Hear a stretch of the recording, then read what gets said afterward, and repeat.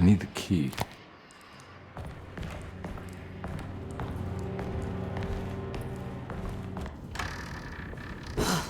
Got to be around here somewhere. He wouldn't leave this house. I don't know what to think anymore. You run into that detective fella? Who is he? Can he be trusted? I think he one of the good guys. Well, you know, like us. Will he be all right with her coming? Praise the mother. You don't need to know about all that. Just help Just calm down. It ain't time yet. God, it hurts. As far as I can tell, Detective Carnby seems to be solving problems, not causing them. Just be ready in case he starts anything.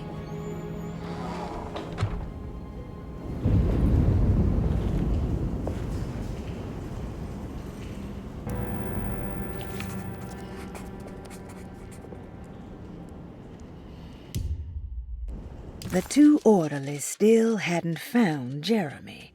Carnby figured this was good news. Emily had reminded him about some strange deaths at Derceto, and Carnby wasn't sure who he could trust.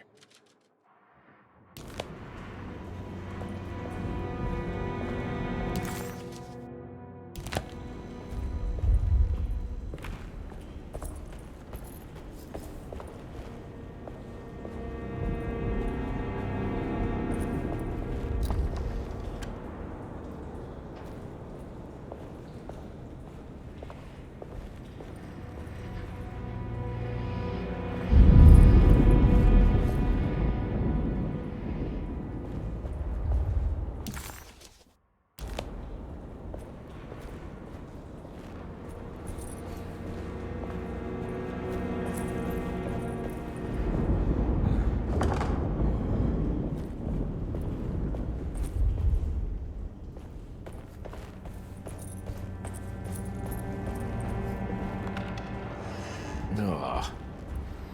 There's more of that aggressive rot.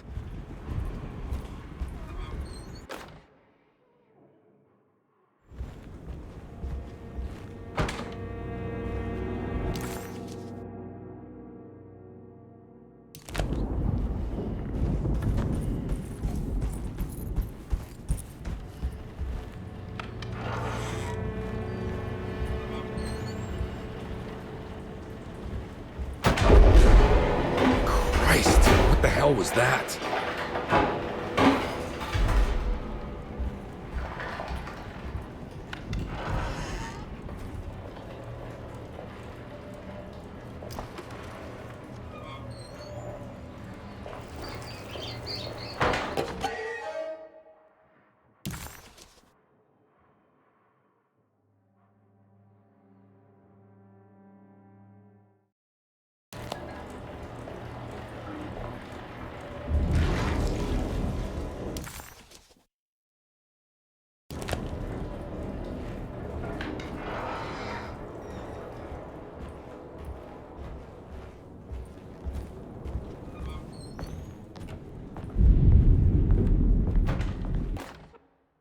We must have faith that Jeremy's pact with the Dark Man is a bluff. If we are lucky, our visitors will find him and prove it's all nonsense before night falls. What is true is our attempt to call on her. Too many things have happened for this evening to be in vain. Think of Jack and Cassandra, even Perosi, whose circumstances I can't understand. Grace is our goat without horns. She knows it and will play the role. You must talk to your brother, Baptiste. I worry that he will fail us. Mrs. Thompson.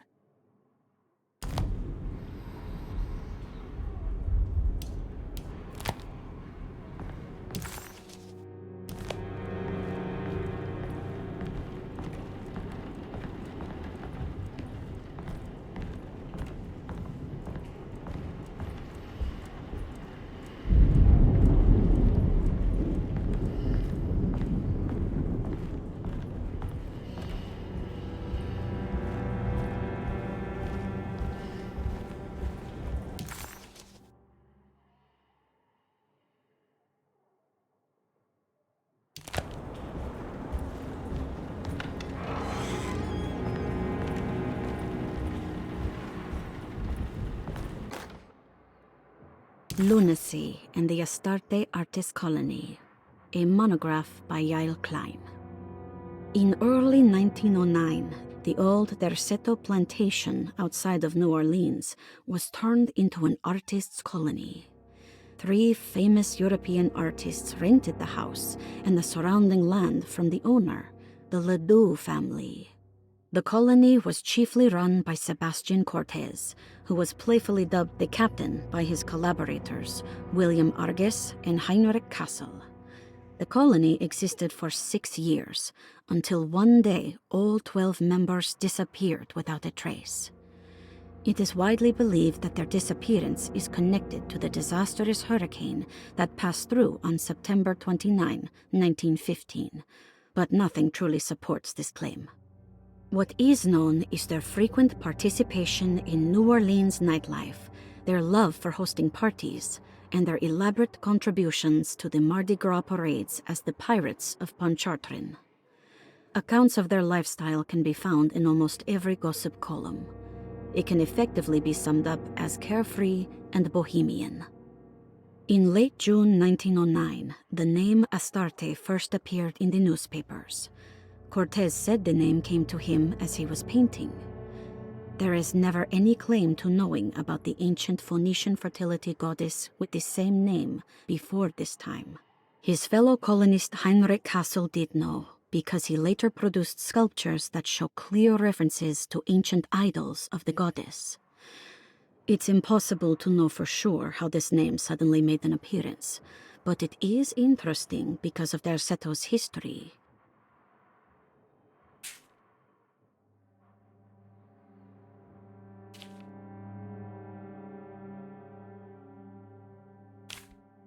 Even the name Derceto is the Greek name of a Syrian fertility goddess. In the case of naming the plantation, Derceto was certainly not an accident. We know that Elijah Pickford intended to build a temple for his cult, for he had distributed pamphlets 2 years prior to the purchase of the land, advertising his intentions. His followers were estimated to be almost 100 men and women, mostly sailors, Maroons, and Cajuns, when the plantation was built. To outsiders, Derceto registered as an ordinary slave plantation, which enabled Pickford and his flock to remain hidden for decades. The official story is that the cult lasted until 1862, when the Union Army came and burned down the plantation and scattered all who lived there. Following the Civil War, new people started to congregate in the ruins of Derceto to invent a new fertility goddess, the Shub-Niggurath. As much as Derceto is a particular name to have heard of, it's not entirely uncommon among the learned. Astarte is equally known and could have been subconsciously chosen by well-read artists. Shub-Niggurath is, on the other hand, very uncommon. Almost impossible that anyone in Louisiana would have heard that name. The name is referenced only in rare books like Unaussprechlichen Kulten and the Necronomicon, and is believed to be a bastardization of Arabic words meaning pertaining to the dark young. The few paragraphs printed on the goddess are so upsetting that no one in their right mind would want to build a religion resting on such qualities. The Shub-Niggurath cult was hard to get rid of, but it is believed that despite the police jailing and killing several cultists over the years, the main culprit in the cult's demise is the cult itself, which seems to line up with every instance of cult activity on Derceto's grounds. When Captain J.W. Norton of the Union Army arrived, he described the people at Derceto as malnourished and maniacal. As much as the army tried to save them, they fought back with fervor, as if nothing was going to stop them from slowly destroying themselves. While the disappearance of the Astarte Artist Colony remains a mystery, the recurring motif seems to suggest that their fate involved lunacy and a hunger for self-sacrifice to that fertility goddess with 1,000 names.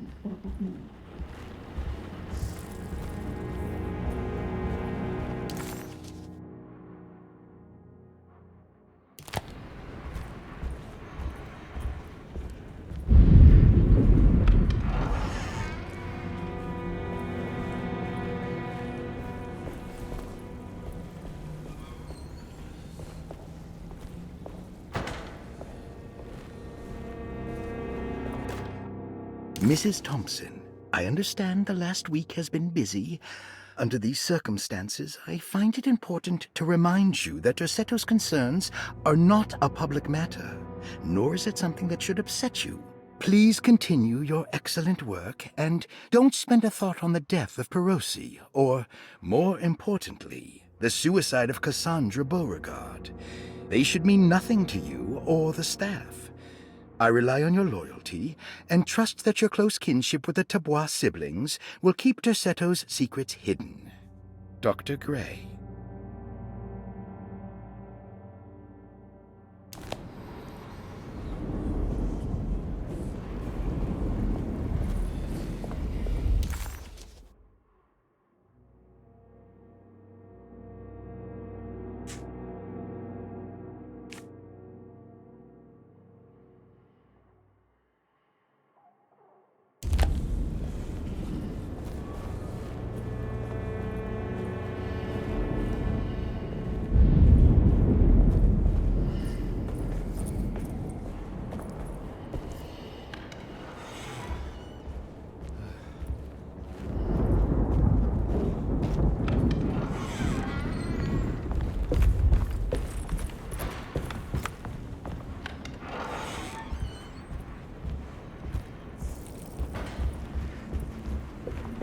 Henry left, Doc. You can't let her ruin our plans. I don't want to run into the orderlies right now. I'm not sure I can trust them. Don't worry about the detective. He knows his place.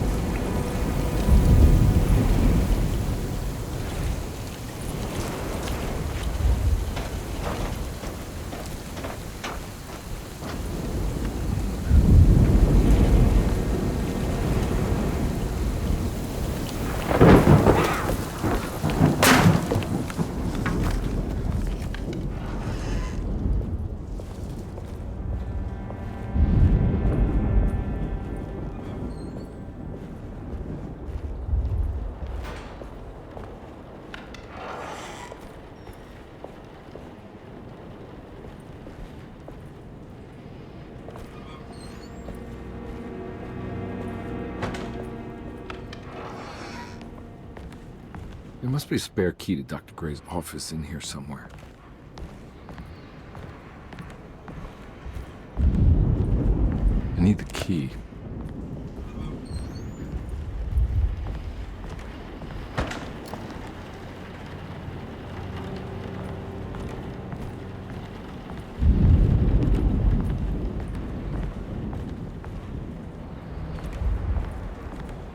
I don't have the combination for this. Maybe Jeremy did.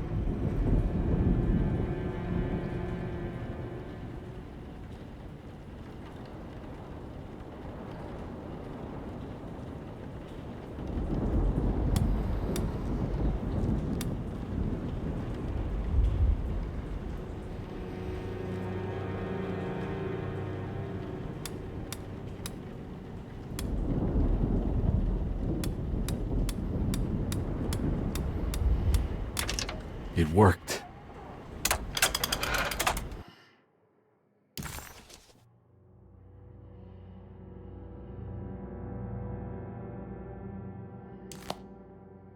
The last guest in the empty room suffered from severe maladaptation.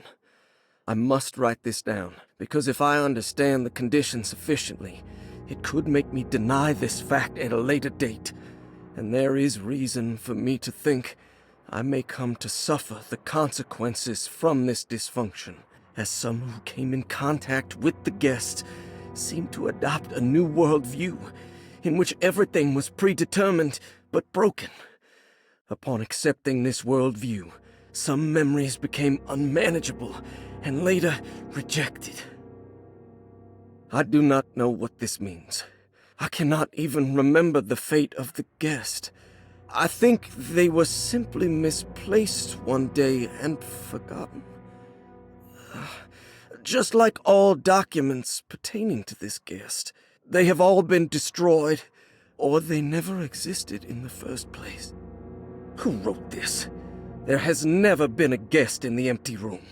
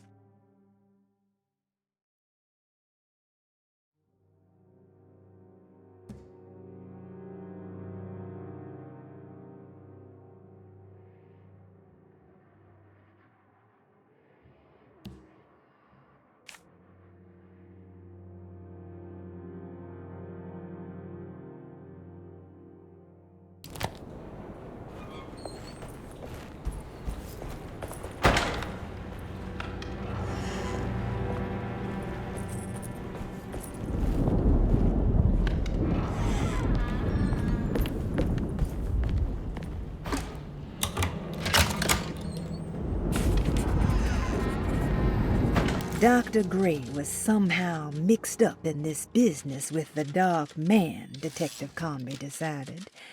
He had to be. Either Dr. Gray was using the idea of the Dark Man to manipulate and torture Jeremy, or the Dark Man was an actual powerful being possessing Jeremy. And in that case, Dr. Gray was simply a stooge. Maybe both could be true at once. Carnby felt his mind racing in all directions. No matter what, he had to find a way to break the pact. That was what Jeremy said was needed. It didn't even matter what was true or not. If Jeremy wouldn't leave Derceto before the contract was broken, then Carnby had to make it happen. He just wished the steps on the contract made a little more sense. Dr. Gray's office, all to myself. Let's see if we can figure this guy out.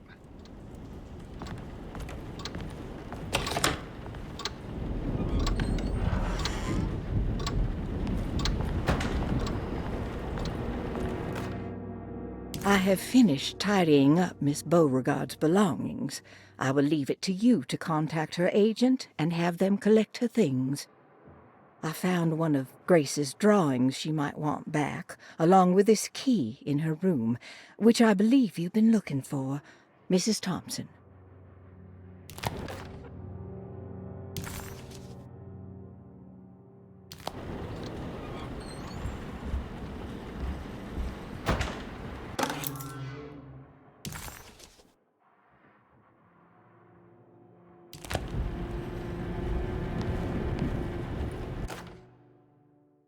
Dearest Dr. Manzetti, I find myself in a losing battle with my patient.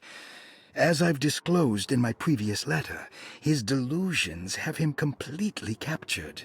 It's bad enough that he is torturing himself with paranoia, but his madness turns out to be quite persuasive to others, effectively laying the ground for mass delusion. I am writing to you in hope that you can give me some guidance. Beyond my ambition to avoid devastating surgery on my patient, I have grown worried about my own defenses. The words of my patient are deranged, yet they often resonate with something primitive within me.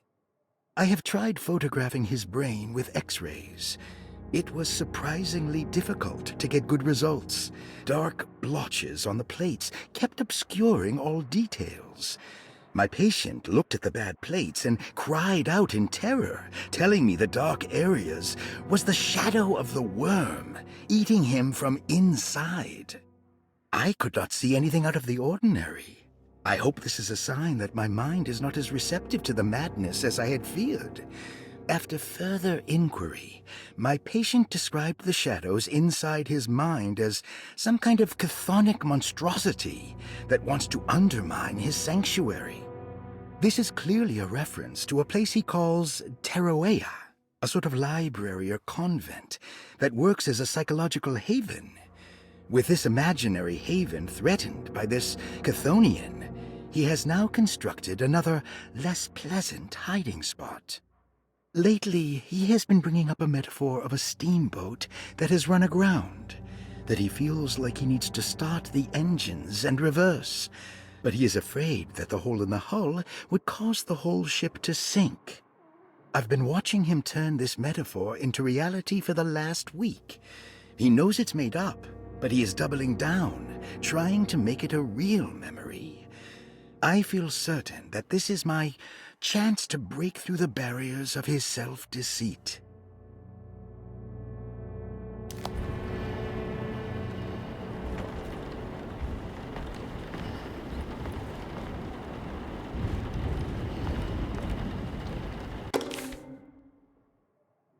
This is where McCarthy has hidden my favorite young. It's very important. I gotta get some ammo.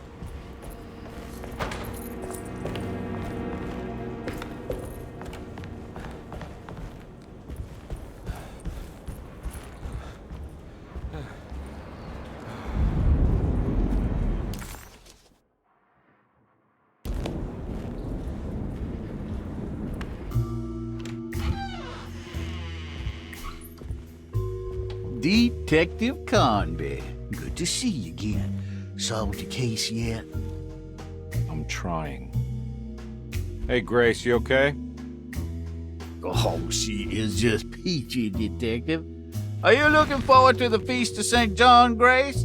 I can't wait. Kids, ain't they great? What exactly are you planning for tonight? Oh, not much. We eat, we drink, we pay tribute to the wishing tree in the conservatory. The usual. Then why all the excitement? There is just something about tonight. Something's different. I think we all feel it. Besides, we got ourselves some new words for the prayer thanks to your buddy Jeremy. She'll come and turn the world inside out, and things will begin again. That sounds strangely threatening. You should come. Oh, God damn it, Grace. Stay put for once.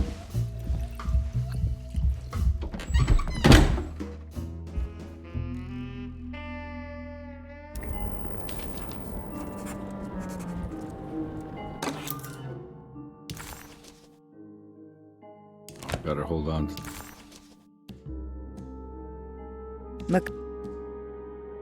McCarthy was a deadbeat. His mere presence annoyed Carnby. It was like watching the worst version of himself mock him by simply being worthless. While Carnby enjoyed watching the child outplay the drunkard, there was something terrifyingly familiar about Grace. It was taunting him, like he was supposed to remember, but couldn't.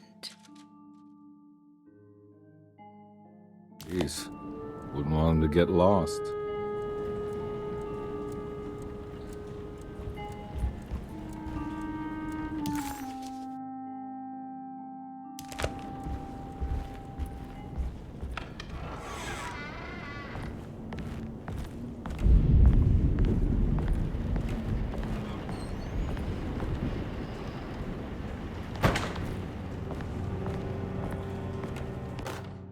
Jeremy knew that the only one who could help him now was the guest in room number 3. The room seemed to have been empty for so long. But that wasn't allowed to be true. The story needed to be different. To include something from the outside, he would bring the guest back to room 3 and show them what was in that safe. 913. But those were not the right numbers. That was the combination for the safe in the clerk's office.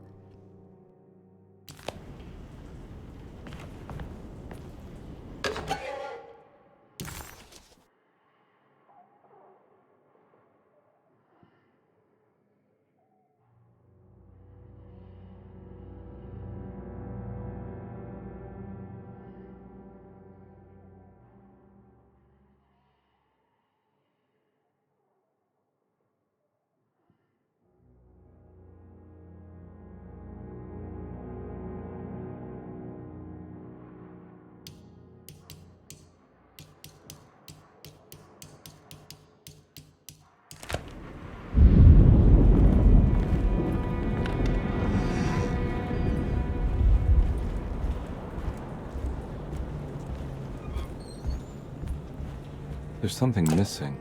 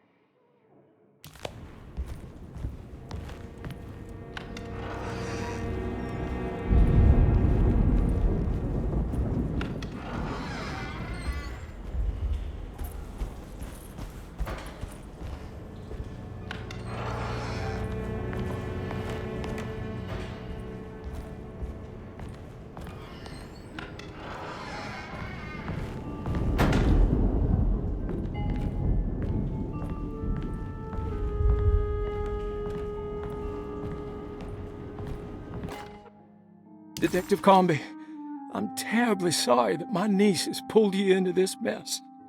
Please, with all my blessings, take her away from this cursed place. I have destroyed that Eater of Worlds and locked it away in the attic and retreated to a place of hiding. Tell Emily I'm safe. Tell her all the lies you can think of to make her listen. Take her back to New Orleans. Sincerely, Jeremy.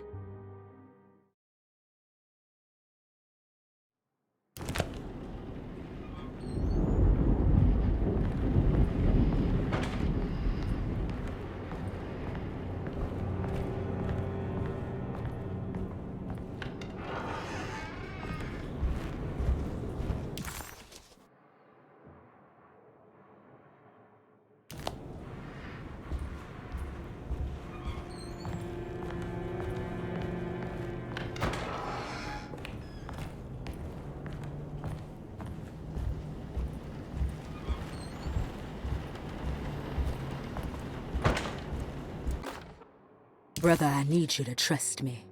This is the most important moment in our family's history. I know you have doubts and that the terrible Mama Loa told you lies. I would never betray you.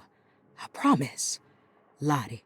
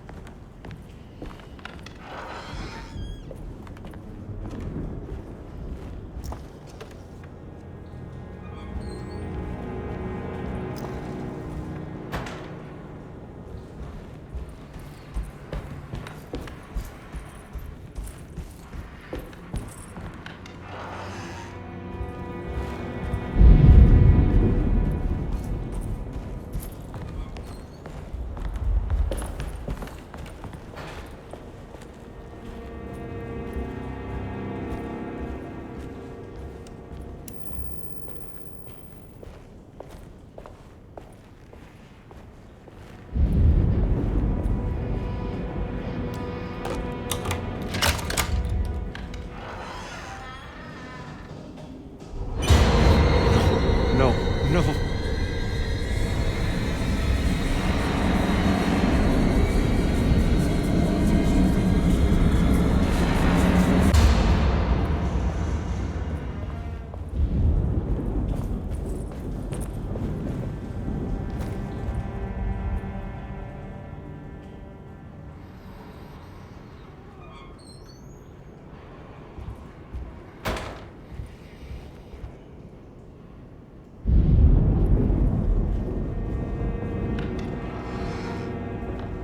Surprisingly neat. Maybe I've been selling that old barfly short.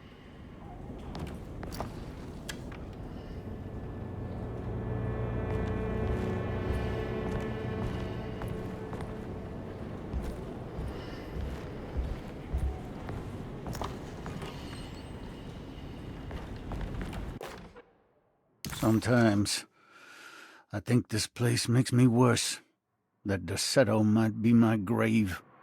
A coffin made of ostentatious architecture. A Taj Mahal for the drunken depressed. There's something about Derceto. Something about Dr. Gray. Like we all pretend that we're here to get better, when in fact we are here to be forgotten.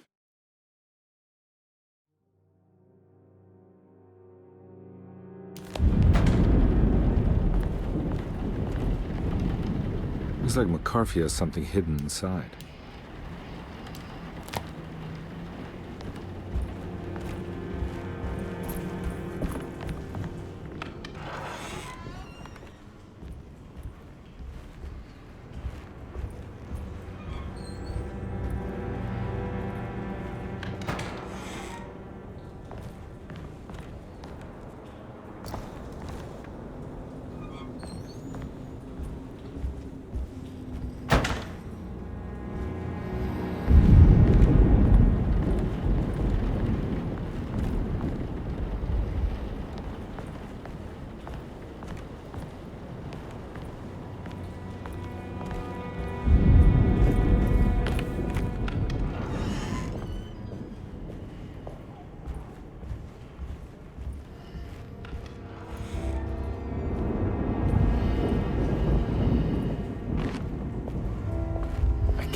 take this much more. This has to end.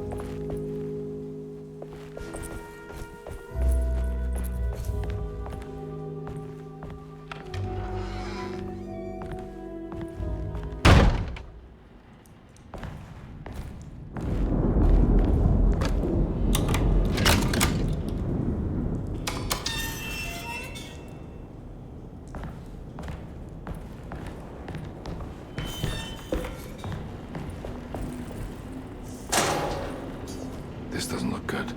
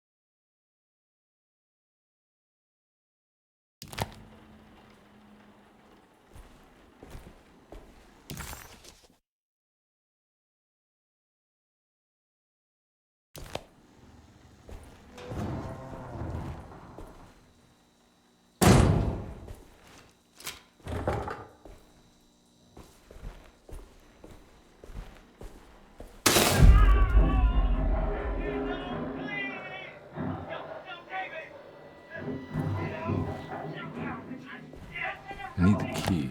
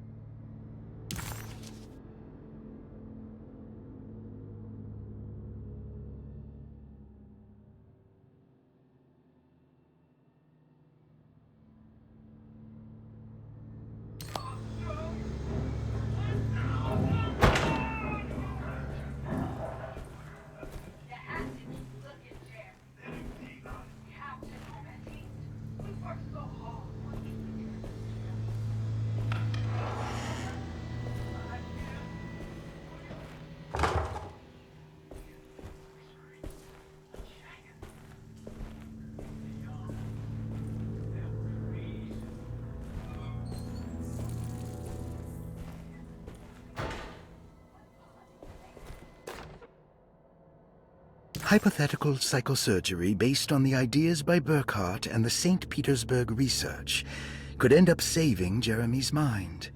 Severing the connections around the frontal lobe would certainly solve most mental afflictions. The procedure would be brutal in performance, as well as in efficiency. An ice pick pushed through the edge of the eye and into the skull would untether the nerves like Alexander cutting the Gordian knot. As this would likely leave Jeremy in a very different condition, all other paths should first be explored. The medical instrument I would need for this lobotomy is missing, and I should have Waits order a new one.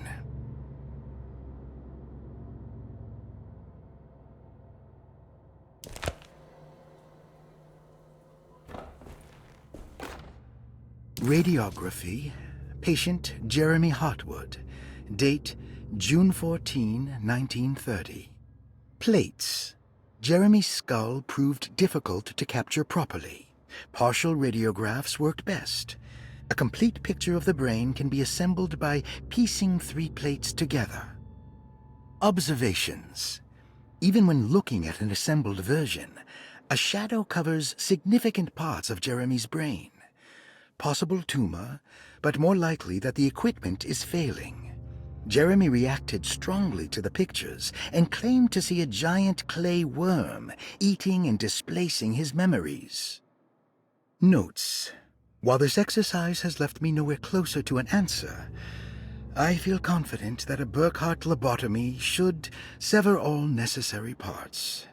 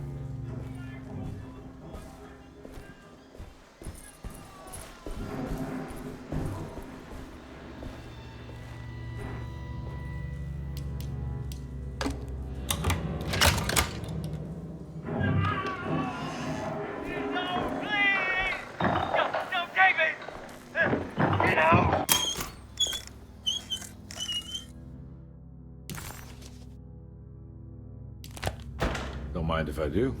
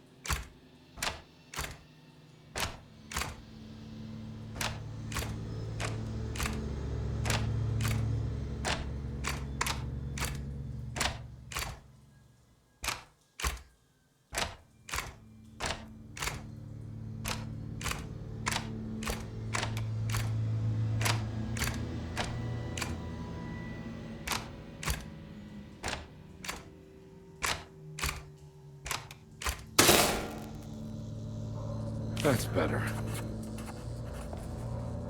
Dr. Gray had been putting Jeremy through some thorough medical investigation. He was trying to break through Jeremy's stories and get to some truth, just like Carnby was. Could Dr. Gray have been trying to break the contract as well?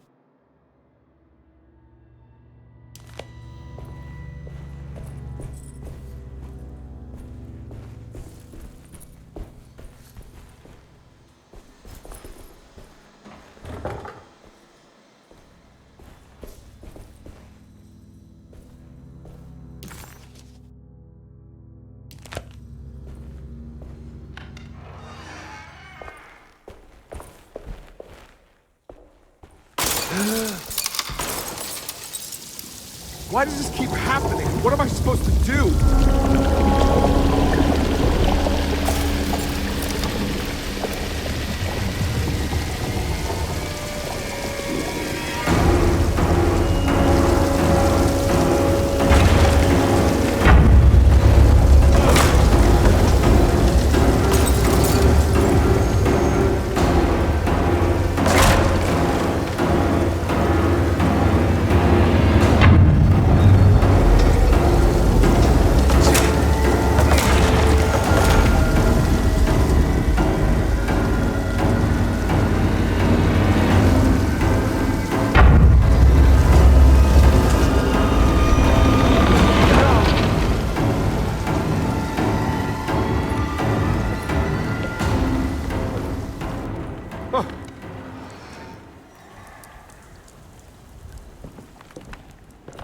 And we're back here. Well, perfect time to have a look around this place.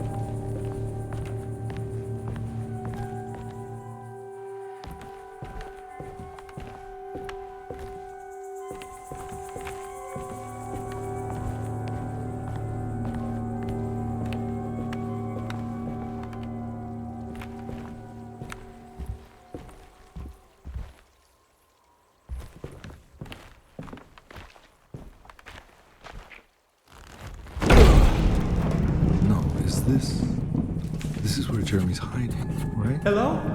Is anyone there? Jeremy? I need help! Wait. Can you hear me? I'm stuck in the mud and the fire is taking Jeremy, me. where are you? The motor is dead. I can't do anything anything more? Hang on, Jeremy. I'll figure something out. I'll get the boat running. Jeremy was calling out for help, but Carnby couldn't figure out where the voice was coming from. For a moment, Carnby wondered if the boat itself was Jeremy, or if he was below it somehow. It didn't matter right now. Jeremy was clear on one thing. He wanted Carnby to get the steamboat running and out of the mud.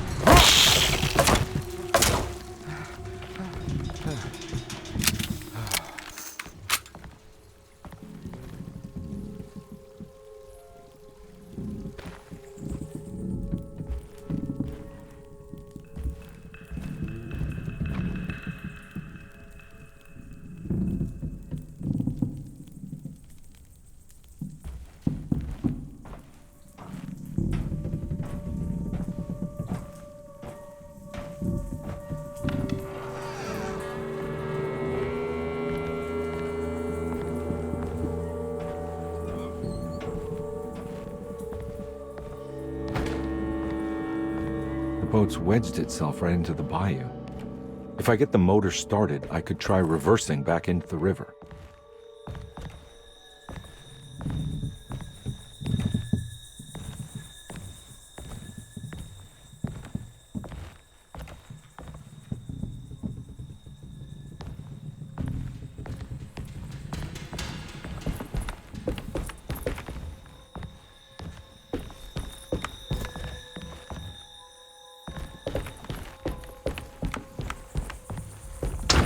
Jeremy, where are you?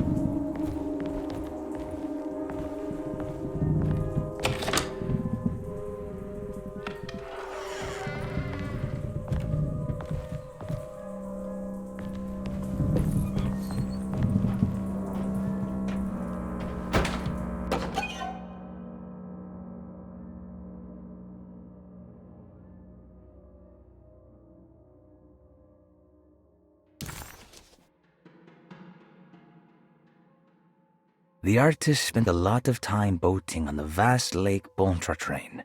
Poetry, painting, photography, everything seemed to become better by the shimmering water and the opalescent sky. One night, as the sailors returned to Derceto, they found a masquerade ball taking place. It must have been Perosi and Nora who invited their friends from the theater. The sailors quickly fashioned masks out of plaster of Paris and joined the festivities. They enjoyed themselves for hours before realizing time was not passing, nor could they find their friends. As they began to worry, they demanded that the guests unmasked, but they could not, because they were not wearing any masks.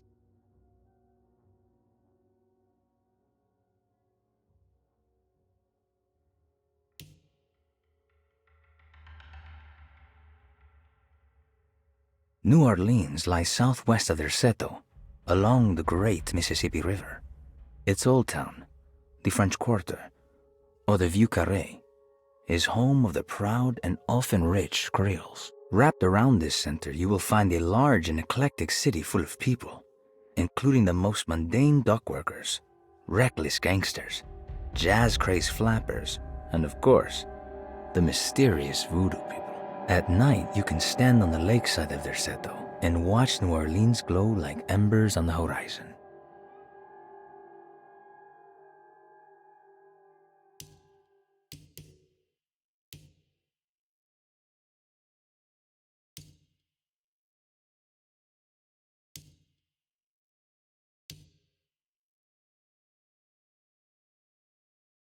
The lone and the lost walk a land of fear.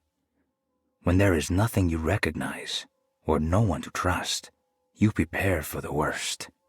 Something is coming, and you best be ready. Take the gun in the parlor. Give them hell.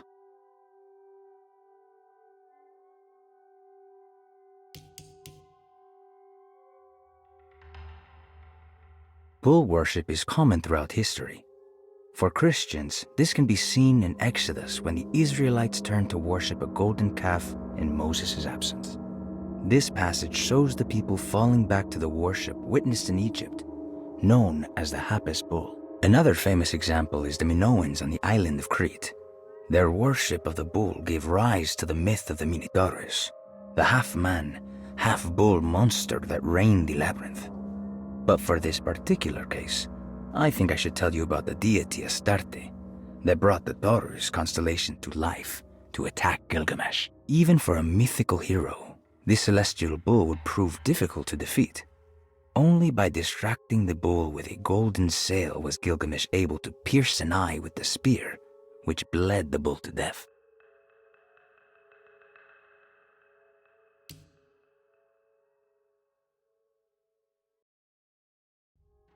What did you expect from them? You created too much. There wasn't any room to breathe. Your reification rendered all possible worlds void. You took everything they could imagine and constrained it into something that you didn't even care about. Or maybe you did. Perhaps you cared the most of all. Maybe you tried to save them from themselves, and that is why you had to die.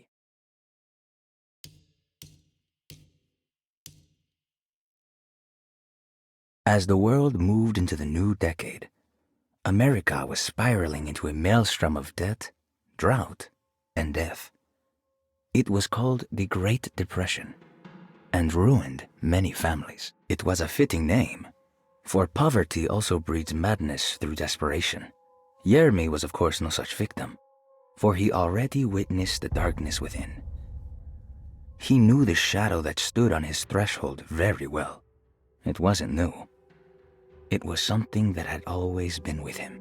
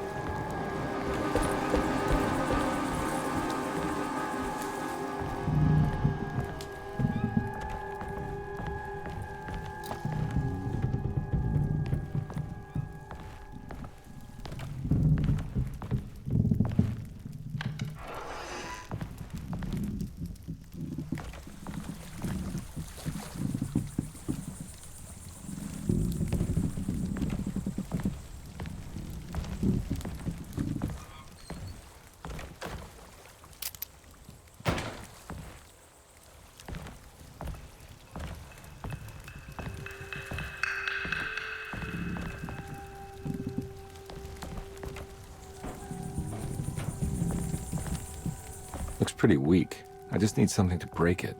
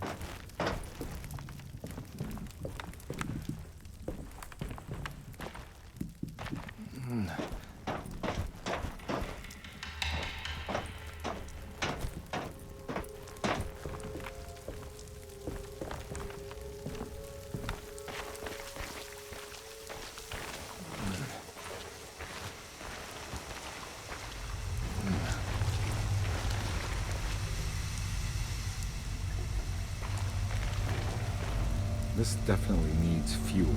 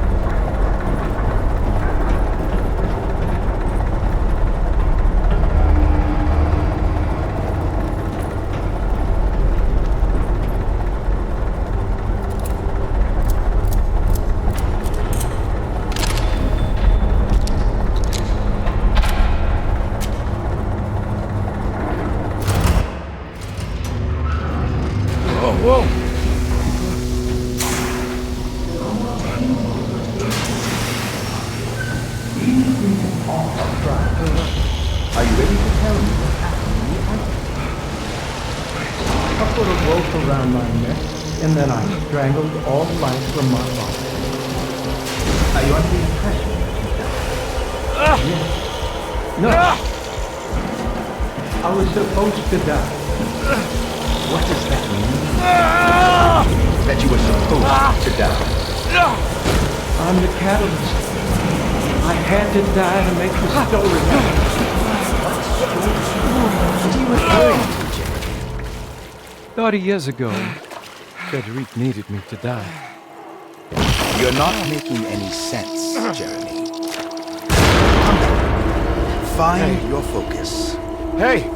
I cheated everyone. I didn't play my part. Hey! I escaped my doom. My destiny. Again, find your focus. Hey, I'm right here. What the hell is going on? Now everything is wrong. Nothing is in Hey! place. I'm right here! Calm down, Mr. Carnby. What do you want? Were you not talking to Jeremy right now? I haven't seen Jeremy all day. Are you all right, Detective? No.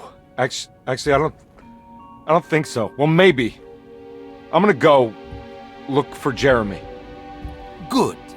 Let me know if you find him.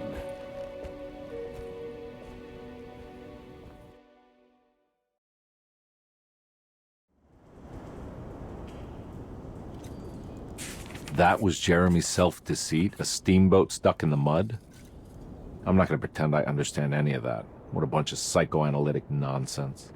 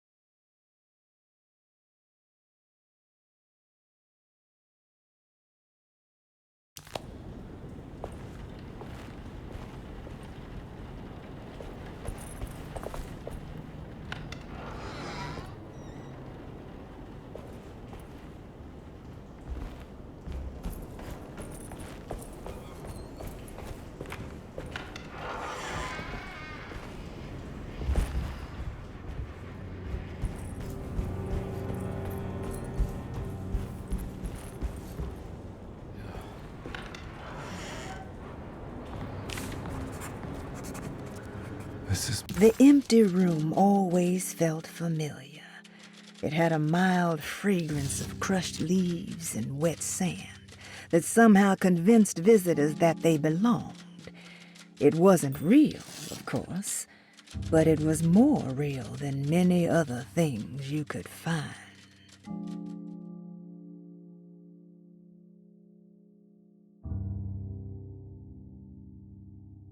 My room. I belong here.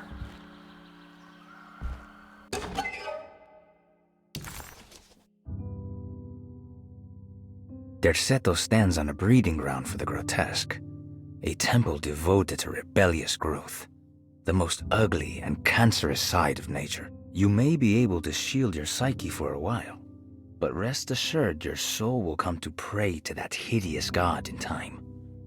That is the story of every man and woman who gather around that ancient arbor. They all croak, bark, and bleat, because their own bodies are afraid and they wish to repel the evil those words conjure. Iya! Iya! Instead of that blasphemous name, they gossip in hushed whispers the name of Derceto, Astarte, and the Black Goat of the Woods.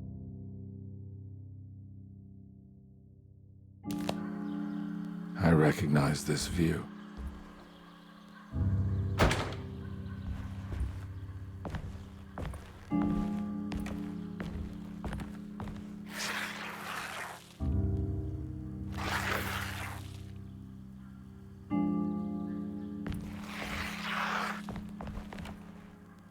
I know that number.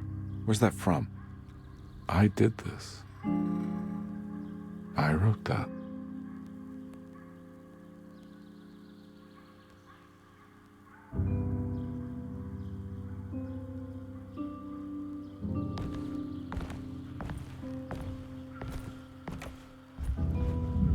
I know the combination. I carry it with me.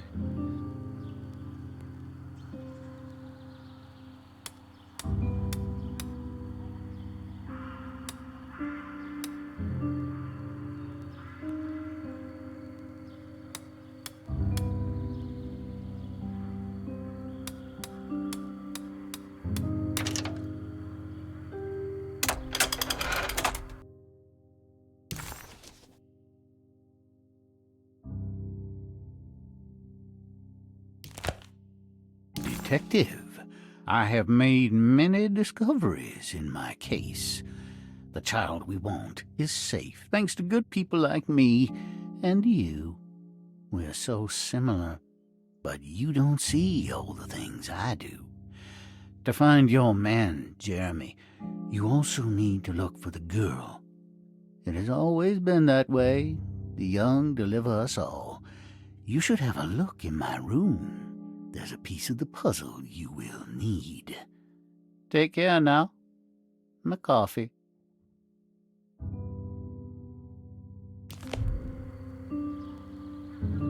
How long have I been here?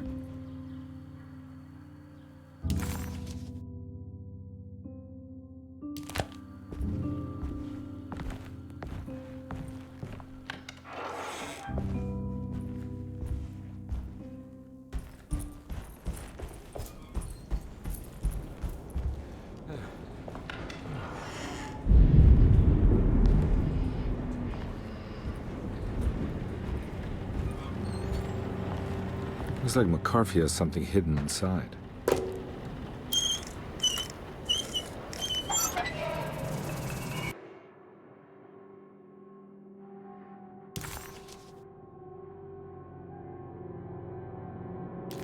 Why would McCarthy lock this up? Was he trying to keep Grace from completing the shape? If so, couldn't she have just made another drawing?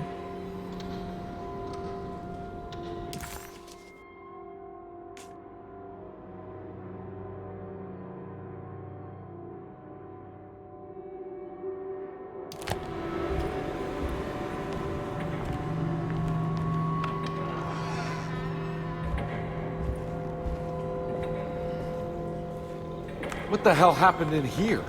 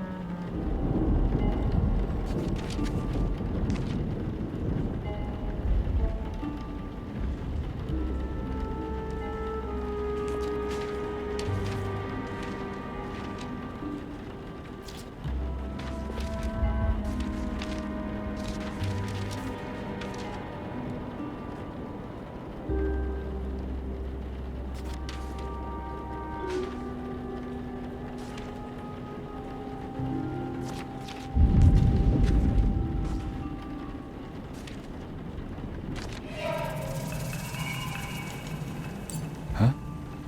What?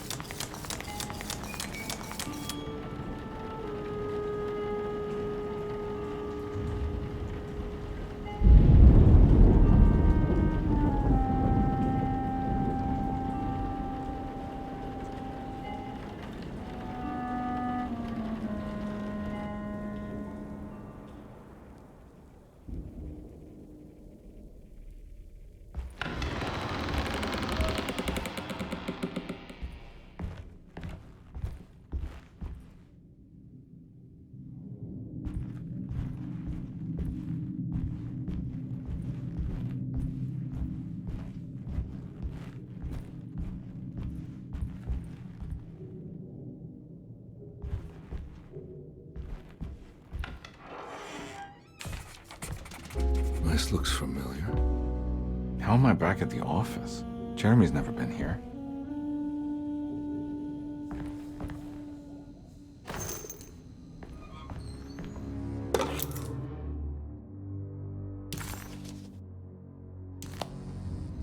That's me, isn't it? How long had it been since I drowned myself in drink and depression? And it all felt so peaceful, slipping away into oblivion. A welcoming, dark voice wrapped around my mind like a heavy blanket. It turned off suddenly as I woke up from the sound of my office door closing shut. A messenger had left a telegram from Mrs. Saunders. She had a lead on where to find her husband and her kidnapped daughter.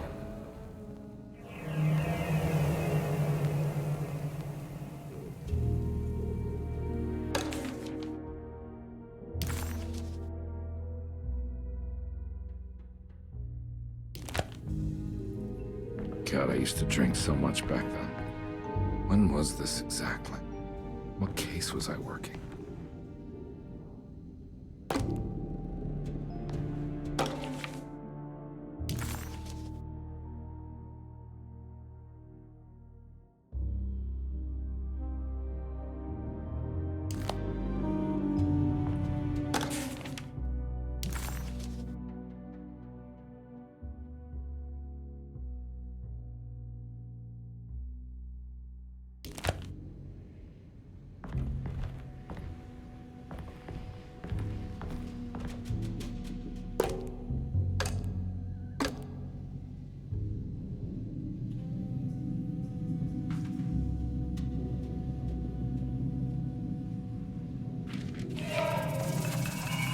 I remember this case.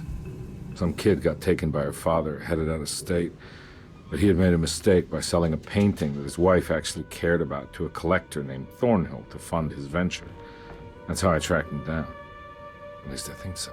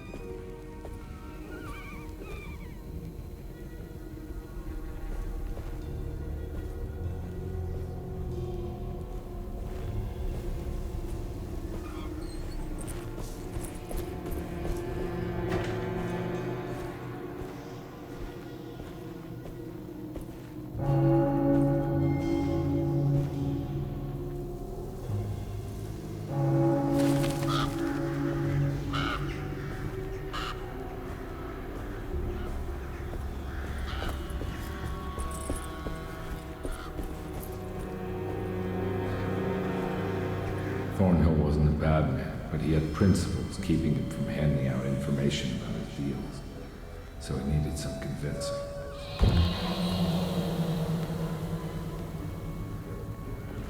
Well, every case can't be squeaky clean.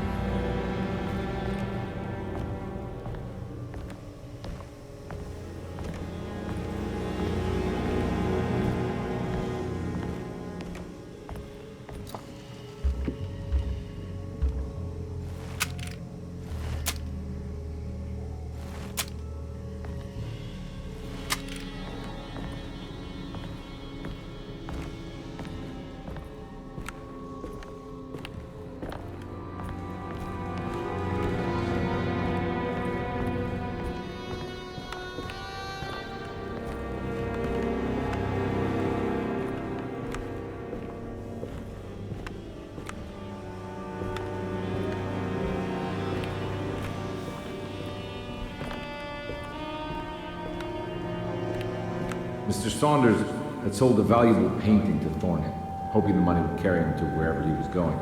The painting, now leaning on an easel in Thornhill's bedroom, had a certain mesmerizing gloom that seemed to call out to me, telling me I was needed for something important.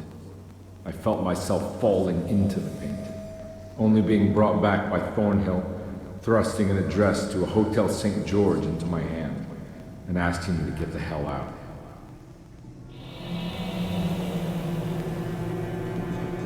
I don't remember this at all, but I can't say it didn't happen. The kidnapper had sold a painting to Thornhill, the collector, to pay for a car and enough gas to get out of Louisiana. Detective Carnby was suddenly reminded of shaking him down to find out where the kidnapper was hiding. St. George's Hotel by the park.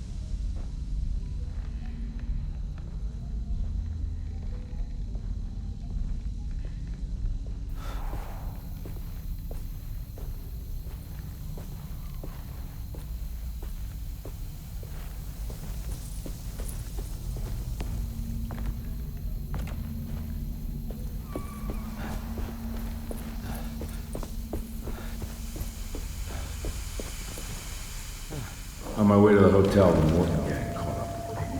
I owed them money, a lot of it. I can't remember what for. Probably some dumb gambling debt growing in size for each payment missed. I punched one of them out, and I sent the others packing.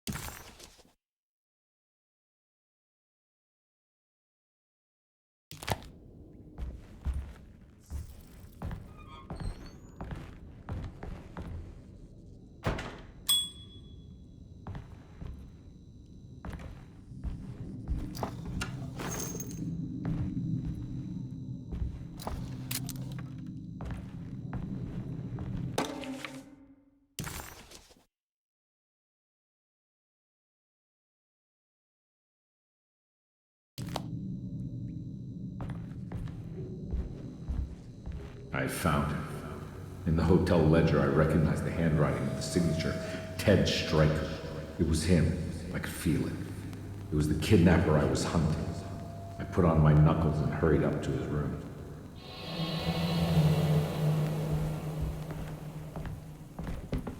Something about that name, Ted Stryker, rings a bell. Feels vaguely familiar.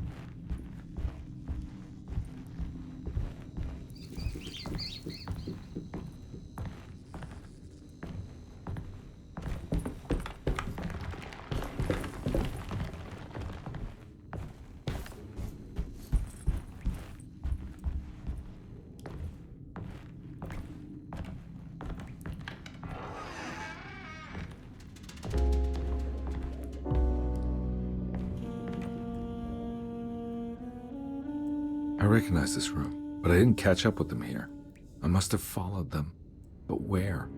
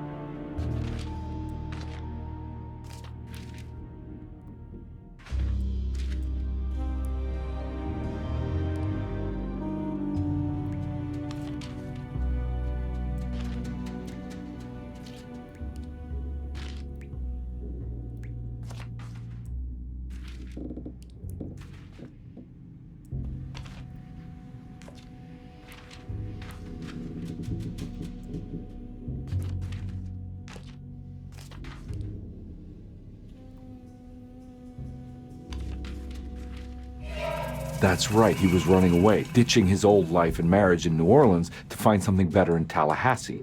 And he took his daughter with him against the will of the mother. That's why she hired me. But I stopped him. I caught up with him at the Pearl River Bridge. Detective Carnby didn't recognize the bridge across Pearl River. It was firmly obfuscated by trauma, events that had left Carnby scarred for life.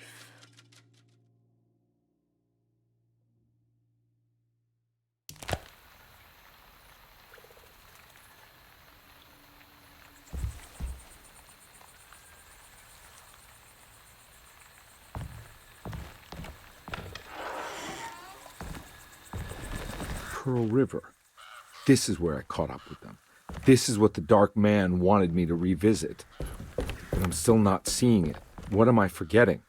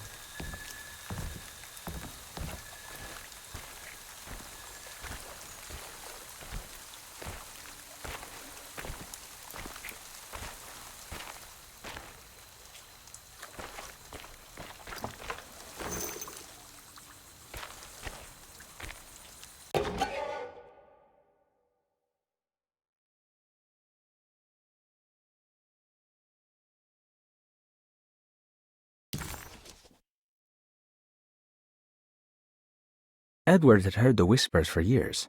When he lived in Brooklyn, it was only on rare occasions, like when he as a child climbed that tall tree in Central Park, or when he almost drowned in the Hudson River, trying to save his despaired mother. The whispers became more common as he moved to New Orleans, but still rare enough to be ignored. Now as he walks the halls of Derceto, he knows what is calling him.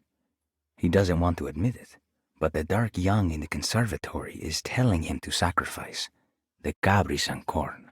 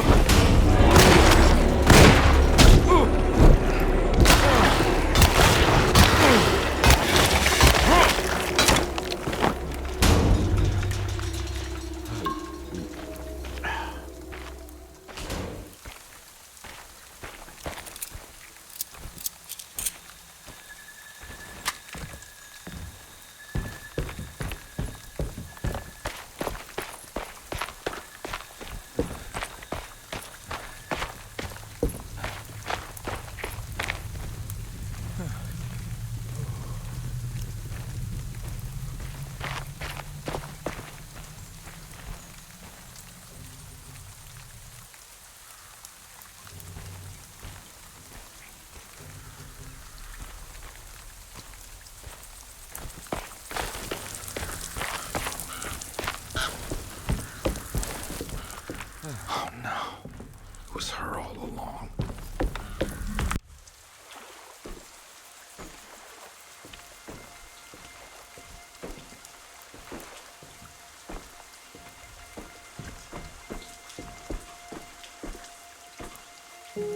I can't believe I didn't recognize you. I looked a little different back then, I suppose. Was any of this real? How do you mean? This day, just... so much is happening. I can't... I think I've lost my head. Do you need me to apologize? I mean... I am sorry.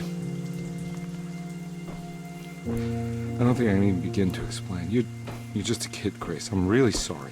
I didn't mean for it to happen. Lies. More lies. No, really. I thought I was being a good guy by handing you over to your mother. I didn't know. I couldn't have known that she wouldn't care about you.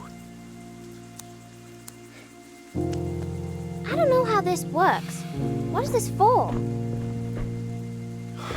Some form of admission of guilt. Maybe acceptance.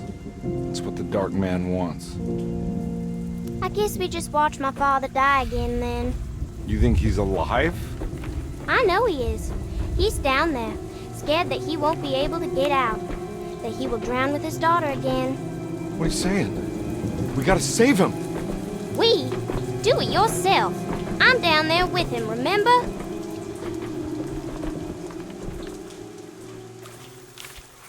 Can I really save them? This all happened so long ago. I have to find a way to get down there. I have to see it with my own eyes. There was a boat at the house where I entered. If I can raise the bridge, I should be able to get to the car.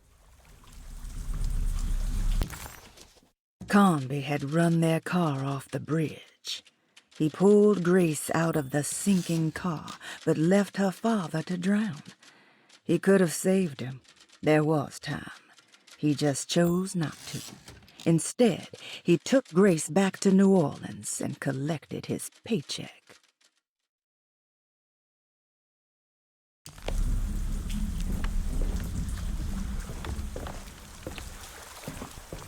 There must be a way to save you both, right?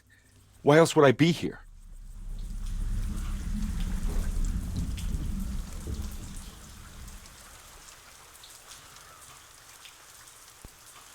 Don't worry, kid.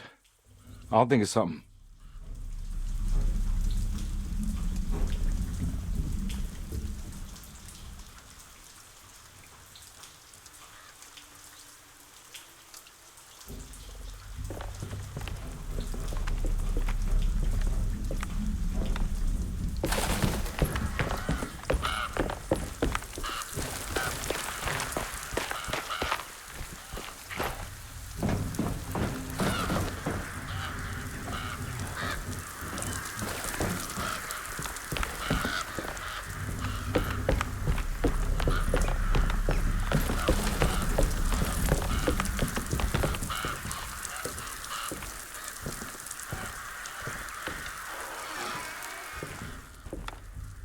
This must be where the bridge is operated.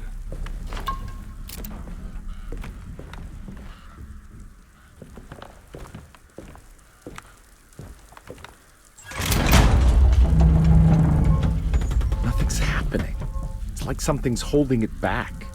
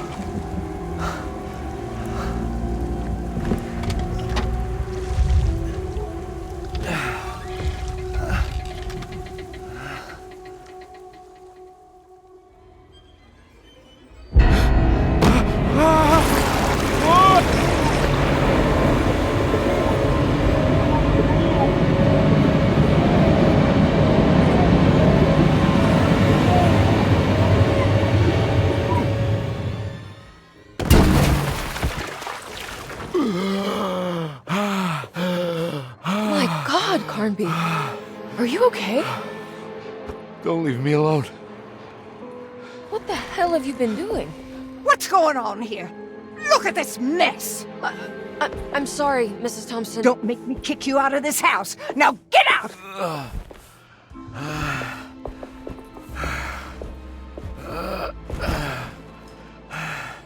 Hey, Detective. Mr. Carnby. I'm really worried about you. I'm okay. I just need to catch my breath for a moment. This place? There are some very disturbed figures around here. And I don't think it's just the patients. I've been reading some things about how Derceto has a deranging effect on people. I think it might explain things. What? Just take it easy, okay? I'm gonna go find a way into Dr. Gray's apartment. I want to know what he's hiding. Emily, don't worry. I think I'm close. I'm gonna set everything right. Just be careful.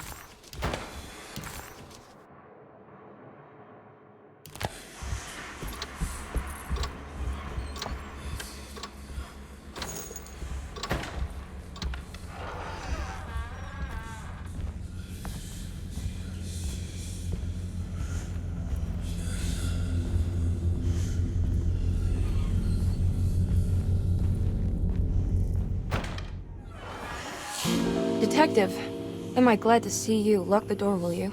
I don't think Dr. Gray would appreciate us snooping around. What's going on here? This feels so strange.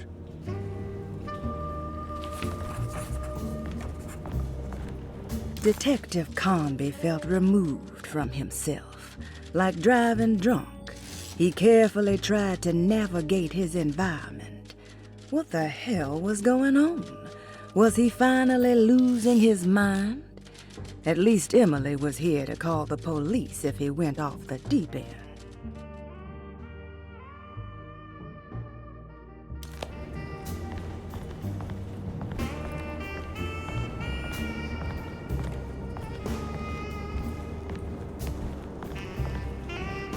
Have you found anything? What? Yeah, I've seen some things. Okay. Let me know if there is anything you want to talk about.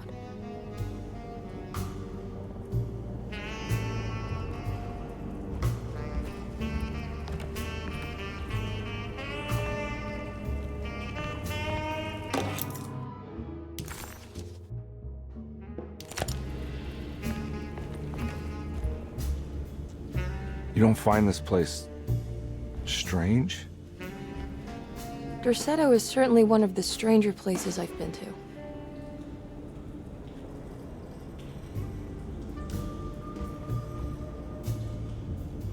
This room feels too real. Hyper real. More than anything I've ever experienced. Okay. I don't see what you mean. Forget it. I gotta get back to breaking the contract. Yeah, that's what I was doing.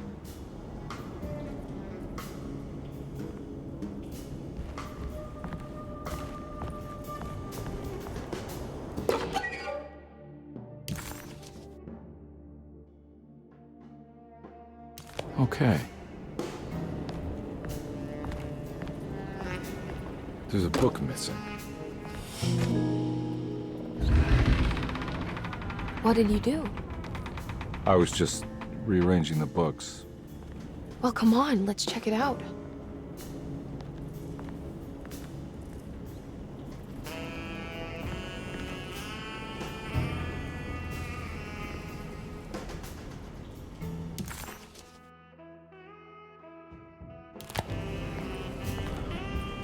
I think I'm beginning to understand. Dr. Gray is dealing with some kind of mass delusion.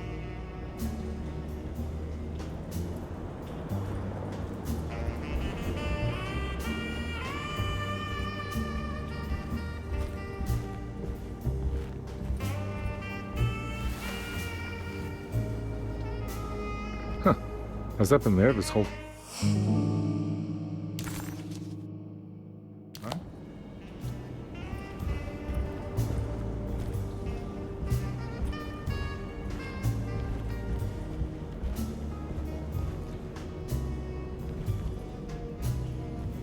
That mark on the floor looks like talisman position.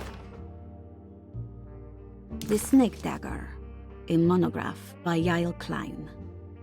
In Ludwig Prin's book on pagan rituals called The Mystery of the Grave, as translated by Nicholas Vachy, there are several references to a sacrificial dagger called the Snake Dagger. It has long been thought of as a poor translation of the original text, that it would be more appropriate with worm dagger from the Latin vermis cultrum. This seems natural following the recent consensus that the original title of Prin's book, De Vermis Mysteris, should literally translate to the mystery of the worm. However, this would take away from Vachy's great effort at translating the underlying meaning of the words and revealing several cultural beliefs. While Prin certainly was using the term worm as a symbol or synecdoche for death and the dead, which is made clear by the contents of the book, in the case of the dagger, we shouldn't be too hasty to dismiss his translation. Reading through Vachy's correspondence with his patron, it appears that he had more than just the Latin text at his disposal. Vachy had dug up Prin's living relatives and uncovered several cross-referenced historical texts and an actual snake dagger. The dagger was dated to the early Middle Kingdom of Egypt and had such a clear shape of a wave that Vachy considered calling it the sinusoidal blade. Knowing the full story, it seems prudent that he chose to translate it as snake and not worm. There are several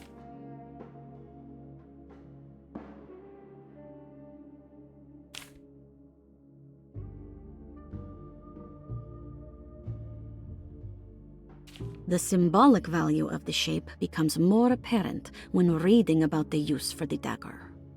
In the passage of possession and exorcism, we find the snake dagger poisons the poisoner within the victim and is therefore pacified.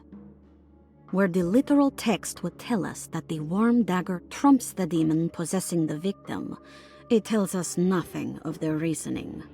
Only that somehow this dagger wins against the demon, like it had the better hand in poker. Vachy's translation allows us to follow the underlying logic to the ritual magic that is being performed. Poison the poisoner sounds like fighting fire with fire. That to hurt the demon possessing its victim, the priests would have to fight back with a power that is known to the evil they are fighting.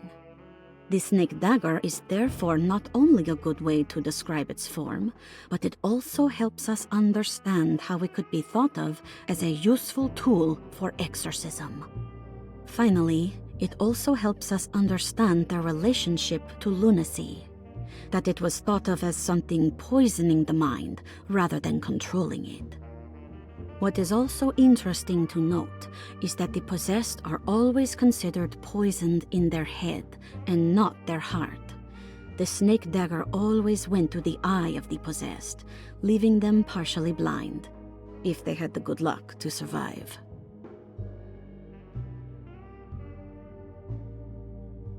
But from which direction should I look at it?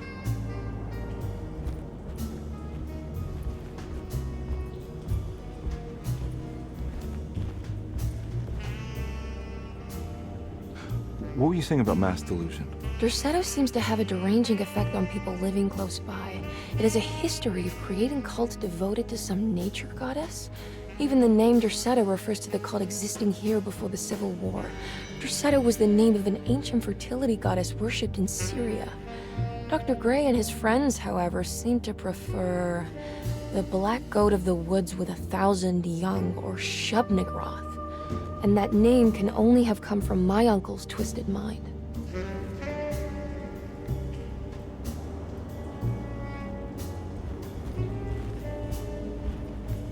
You think all of them are in this cult business?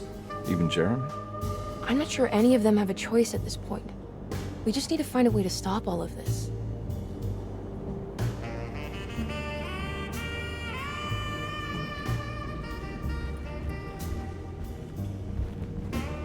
I've been so busy trying to free your uncle from the promise he made to the Dark Man. I guess I kind of just let everything else go.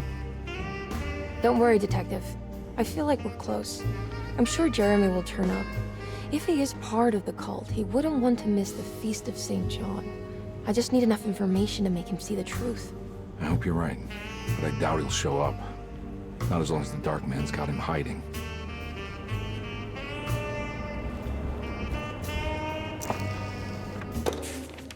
Good to finally meet you, Mr. Hartwood. I'm here on the behalf of your brother Philip. You were expecting me, weren't you? Yes. You're from Derceto, no? That's right.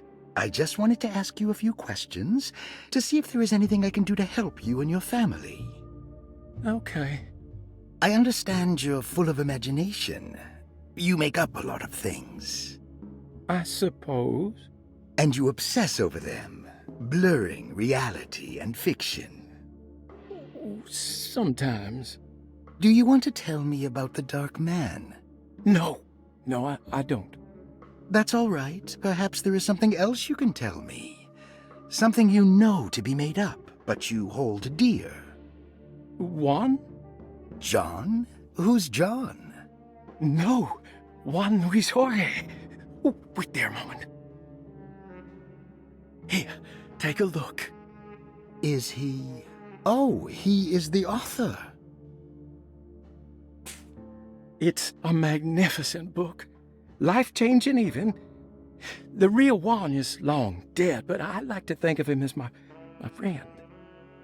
My most beloved friend. I see. Do you often do this? Fantasize about people you read about? No. Well, there is Jacob. Who is Jacob? Turn to the last page. Oh, it's a newspaper article. The Prisoner of Ice, Jacob van Ostad. Is he also your beloved friend? Oh, no, Doctor. Not at all. He is the fire that fights fire.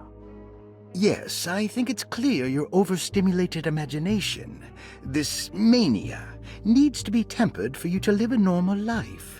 I know your family calls it the Hartwood curse, but I want you to know that there is nothing supernatural about your condition. It's all inside your head. And with that, I'm very qualified to deal with. In time, you will be cured. In time. Yes, in time we will exorcise all your demons, all the dark men. Yeah! Please, Mr. Hartwood, calm yourself. What happened? Oh, don't you worry your little head about it, Miss Hartwood. Your uncle and I just had our first breakthrough.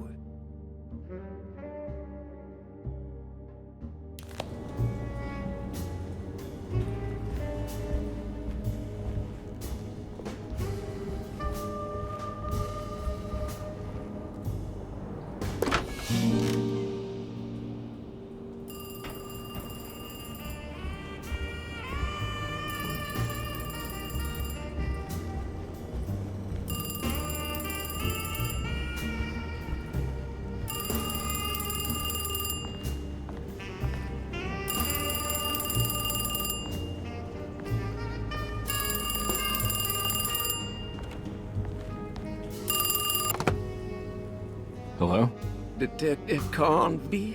Who is this? Jeremy? Jeremy is with the Dark Man. You can't save him. Well, I've done everything you wanted so far, and there's just one more thing on the list.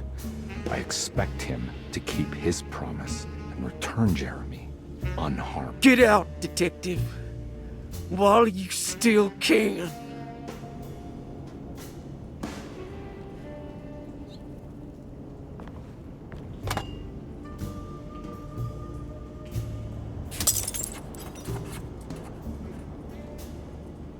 Detective Carnby wanted nothing more than to make sense of it all. But clearly, that was not in the cards right now.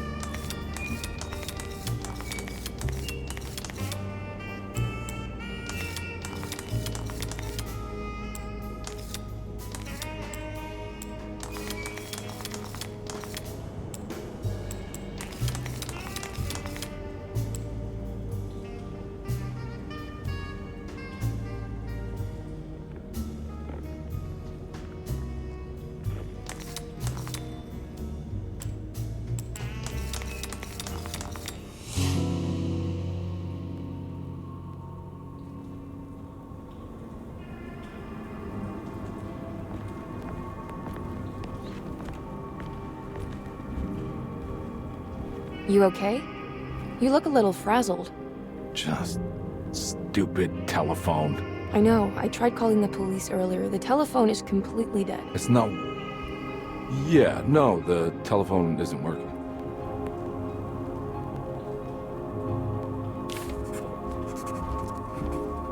Miss Hartwood, I think you're gonna want to see this. Is there something in the closet? Yeah, there is. You don't see the very obvious gate leading to whatever Jeremy's madness is serving up next? I don't understand. Are you making some kind of fashion metaphor? I'm sorry, I don't have time for this. Can you just tell me what you're doing? You don't see this! It's fine. It's fine. Catch you later. Are you going inside the closet? Yeah. You got a problem with that? No. Do what you think is right, Detective. Sorry, I didn't mean to. Goodbye, Miss Hartwood.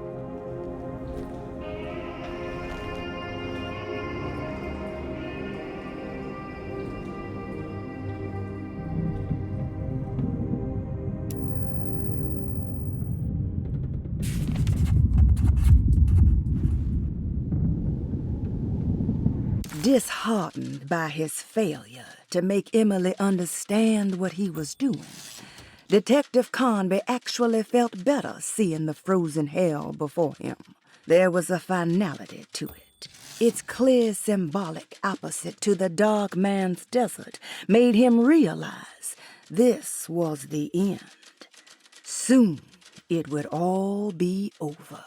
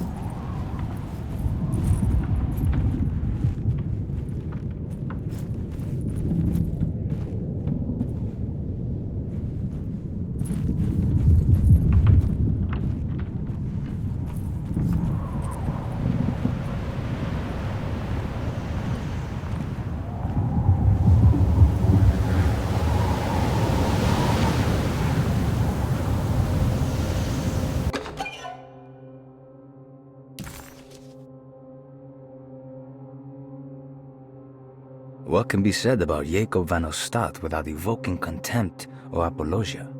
The first piece of information is the obvious. He is not the explorer Jeremy idolized in his youth, but the figment of his imagination.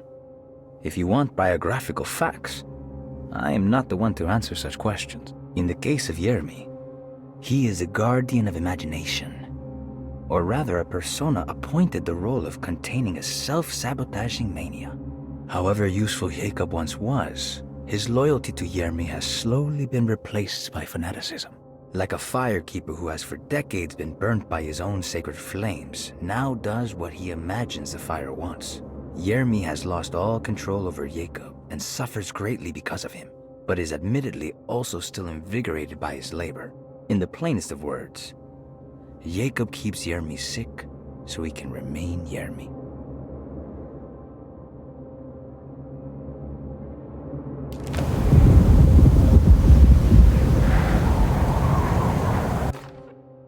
We found the ancient stellarium perched on a cliff facing the Arctic Ocean after a day of sailing due north of the Eskimo encampment. Jacob van Ostad was our most keen member of the expedition. He had been chasing down the source of a peculiar type of crystallized metal present in several sacred items among the natives on the northeast coast of Greenland.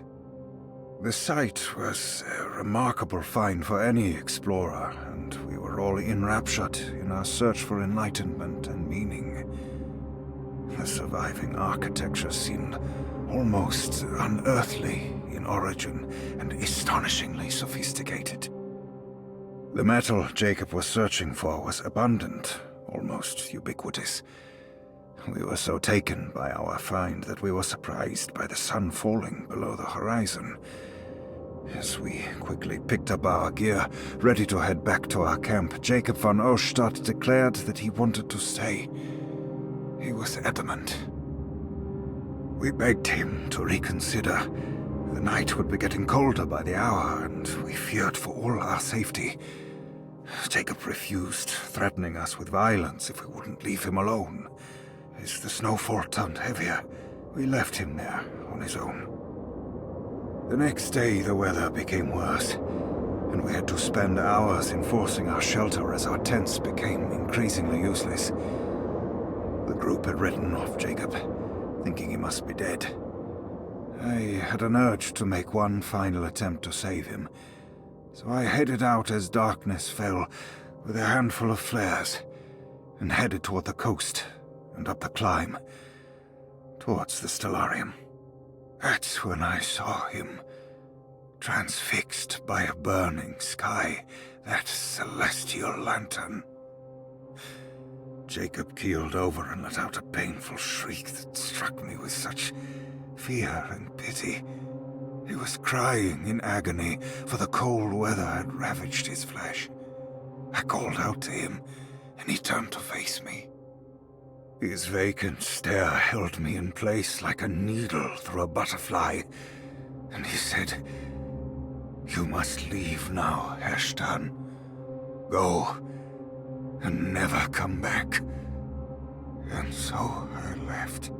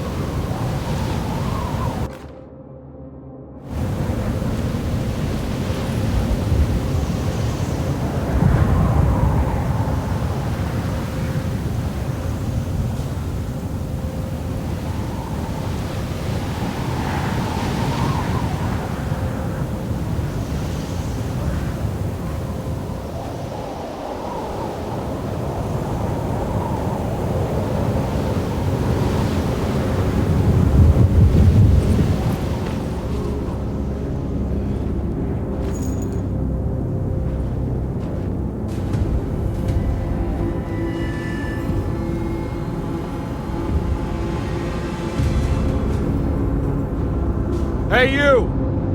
What are you doing here? What is this place?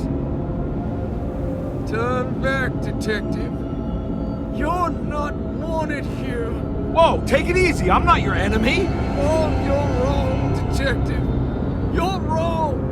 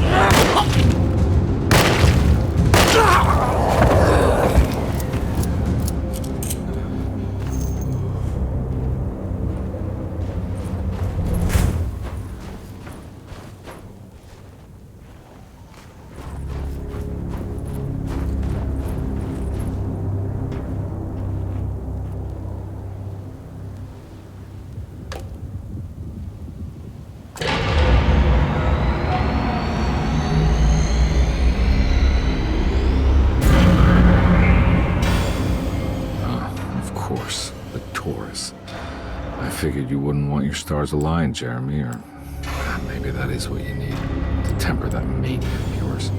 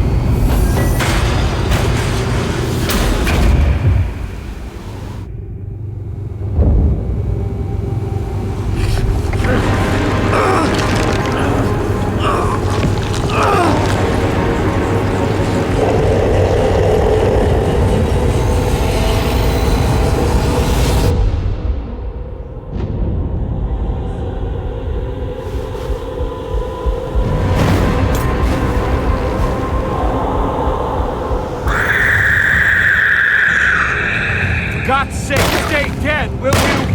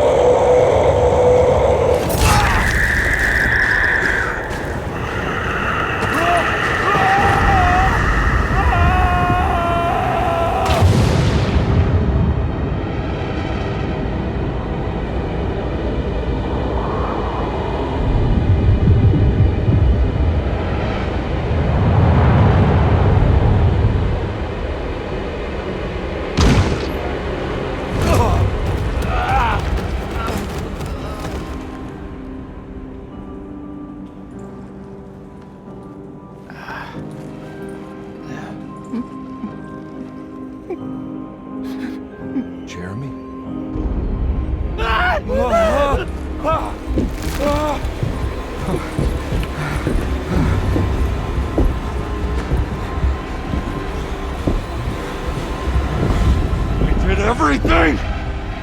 Aren't you happy? Stupid charlatan. What more do you want from me? You want me to lose my mind?